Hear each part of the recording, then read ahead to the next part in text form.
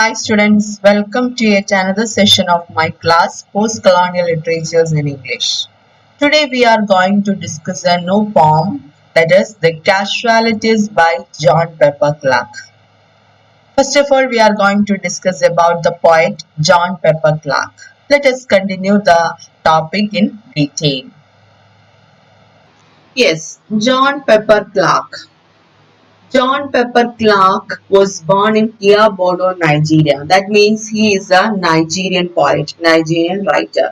And his pseudonym is J.P. Clark Bekadamo, and he was born on 1935. Then, he is in the vanguard of modern African literature. Vanguard in the sense means acquired leading position in the modern African literature. That means he is the foremost part of, that is the front line of the modern African literature. So he is in the vanguard of modern African literature and he is the most lyrical Nigerian poet. Maybe one more question may be asked from this part, that is, who is a Nigerian poet in this paper? That is the John Pepper Clark. Then he is also a journalist, playwright and scholar critic, and he got graduation in English from the University of Ibadan, and he wrote a number of plays and poetry collections. His poetry collections include, his famous collections include Collections Poems. It is a 1962 publication. Then A Red in the Tide. It is a 1965 publication, and this A Red in the Tide revealed the way in which his sensual imagination draws up pictures of African life. That is, most of his works depict the African life, pictures of African life.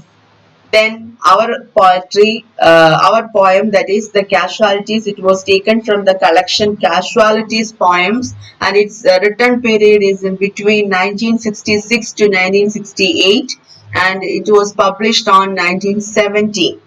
And this particular collection, it revolves around the Nigerian Civil War. That is the peculiarity of our poem. That is The Casualties. It is about Nigerian Civil War. Then another collection, A Decade of Tongues, is a 1981 publication.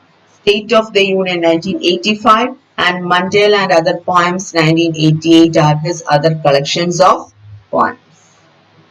Then regarding his writing career or writing style, early stage of his poetic career was one of experimentation. Yes, in the early period he started writing even from his adulthood. That is, in the early stage of his writing, we can see that yes, his poetic career was one of experimentation. He started writing very early, that is during his not childhood, that is from adulthood, etc. Then, in the early stage of his writing, he went through an emulative stage in which he adopted Western poetic conventions. That is, in the early stage, I already told you it was one of experimentation. At that time, he went through an emulative stage. Emulative in the sense means imitative. That is, his style was one imitative style, and in which he adopted Western poetic conventions. Yes, most of his poems, his writing style was like Western poetic conventions. That is, he imitated the Western poetic conventions in his writings during the early stage of his writing. Gradually, his works attained maturity, evinced in the individuality and originality of his poems. Yes, in later period, his works attained maturity, and it shows or reveals the individuality and originality. Yes, later his works attained maturity, and it shows some originality and individuality. Then indigenous imagery brings out the themes of violence, the inhumanity of the human race, protest, corruption, European colonialism, and also the beauty of the landscape. Indigenous imagery. Indigenous in the sense means native imagery. It brings out the themes of violence, then the inhumanity of the human race, protest, corruption, European colonialism, and also the beauty of the landscape. That these were the main themes of his poems. and most of his poems is depicted indigenous elements, like that means closely related to African life. Indigenous in the sense means native. Here, native in the sense means Africa. He was a Nigerian writer. That is, African life is depicted in most of his poems. So, indigenous imagery brings out the themes of violence, inhumanity of the human race. That is, all these are closely related to the African life, the inhumanity of the human race, protest, corruption, European colonialism, and at last the beauty of the landscape. All these are the major themes that he depicted in his poems. Then regarding our poem, The Casualties, what is this poem about? The poem, The Casualties, is a reminder of the past and is also an indication of the ominous future. Yes, this particular poem is a reminder or the expression of the past, and at the same time it is an indication of the coming future. And the poem is set in 1966. That year is important for one mark question. I already told you this particular poem was taken from the collection Casualties. It was written during the period 1966 to 68. And what was the significance of that year? Means it was at that time a war was going on in the country, and it was named Biafra War in Nigeria. So the poem is set in 1966 and the time of the Biafra War in Nigeria. And the people of Biafra fought a vain battle for independence, which entailed untold misery. Yes, the people of Biafra, that particular place, they fought a vain or a futile or meaningless battle for independence, and which told a misery.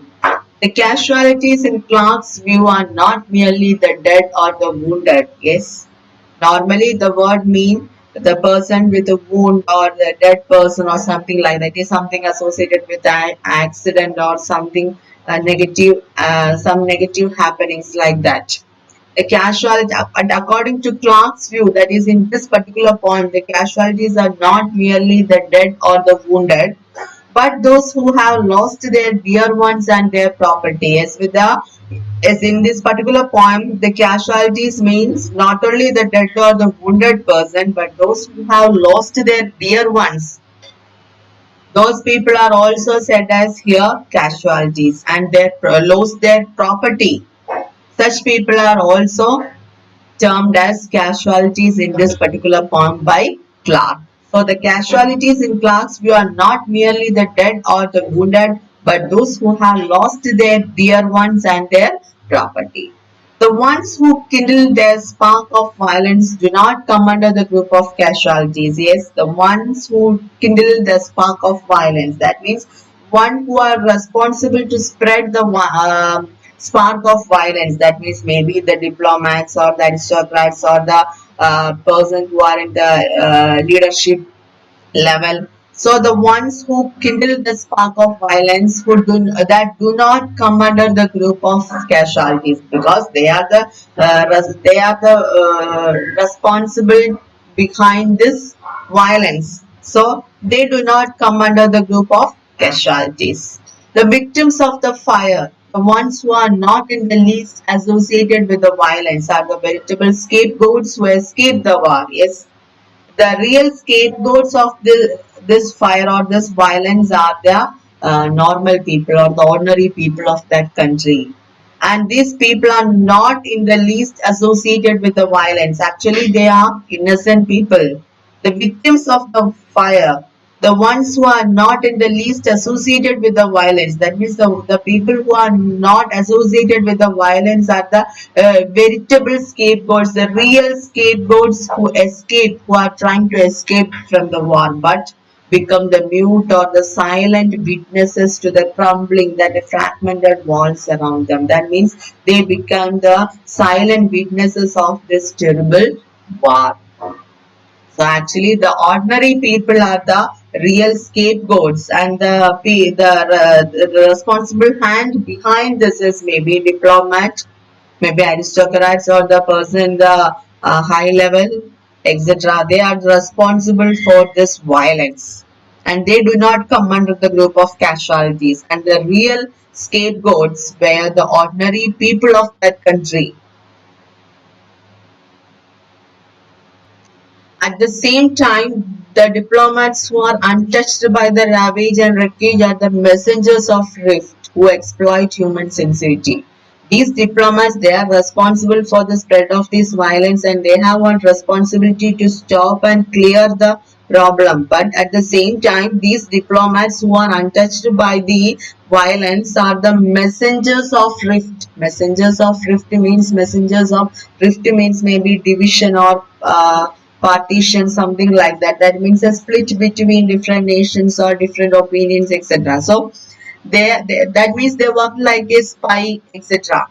So at the same time, these diplomats who are untouched by the ravage and wreckage are the messengers of rift who exploit human sensitivity. Yes, they try to exploit the human sensitivity, and Clark expresses the view that war is like a disease. At last, the poet, that is Clark, concludes his poem by saying that this war is like a disease afflicting a child. Thus, he compares war to a disease that affects a child or a new generation, and he suggests that the best way to win a war is to prevent it, and he gives a suggestion at the end of the poem, that is to the best way to win a war is to prevent it, and he compares war to a disease, a malnutritious disease afflicting a child. Why here he used a child? Because child here in the sense means they are the next generation of this world. So here he compares war to a disease afflicting a child or a new generation, and he suggests that the best way to win a war is to prevent it. I think all of you understand this session regarding our poem The Casualties and about the poet J.P. Clark. There is a homework for you. Write a note on John Pepper Clark. Write your homework and send back to me. Thank you. Have a nice day. See you again.